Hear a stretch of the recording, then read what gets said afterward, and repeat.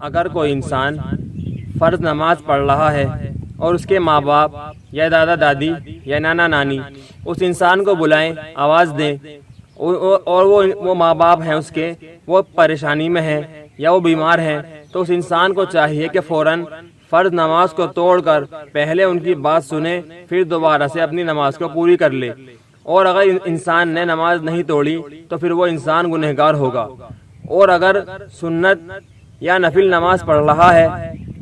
سنت پڑھ رہا ہے یا نفل نماز پڑھ رہا ہے، چاہے مرد ہو یا عورت ہو، اور اس کے ماں باپ کو معلوم نہیں ہے کہ انسان نماز پڑھ رہا ہے یا نماز پڑھ رہی ہے، تو پھر اس کو انہوں نے آواز دی ہے، چاہے ضرورت میں ہیں یا بغیر ضرورت کے ہیں،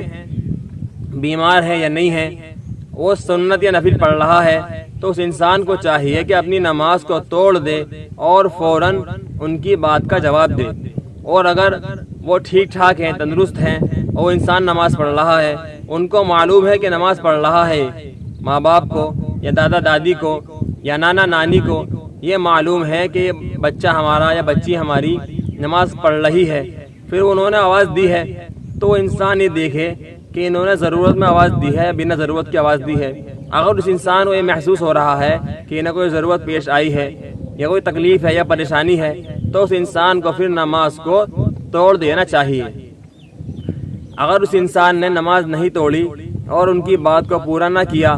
تو وہ انسان چاہے مرد ہو یا عورت ہو، وہ گنہگار ہوگا۔ اور اگر نماز کو توڑ دیا، ان کی بات سن لی ہے، تو یہ پھر اول درجے کی بات ہے، یہ اچھی بات ہے، اس کو انسان کے اوپر اس بات کے اوپر اللہ رب العزت ثواب دیں گے۔ ماں باپ کا حق بہت زیادہ بڑا ہے۔ اللہ کے نبی علیہ الصلوۃ والسلام نے ارشاد فرمایا، اس کے مفہوم ہے کہ میں عشاء کی نماز کے لیے مصلی پر ہوتا اور میری ماں مجھے آواز دیتی، بیٹا محمد، تو میں نماز کو توڑ کر اپنی ماں کی بات کو سنتا۔ اس لیے میرے محترم بزرگوں، ہمیں بھی ماں باپ کا، والدین کا بہت زیادہ خیال رکھنا چاہیے۔ اللہ رب العزت ہم سب کو والدین کی خدمت کرنے کی توفیق نصیب فرمائے، اور جو بات بتائی ہے اس کو صحیح سمجھ کر عمل کرنے کی توفیق نصیب فرمائے۔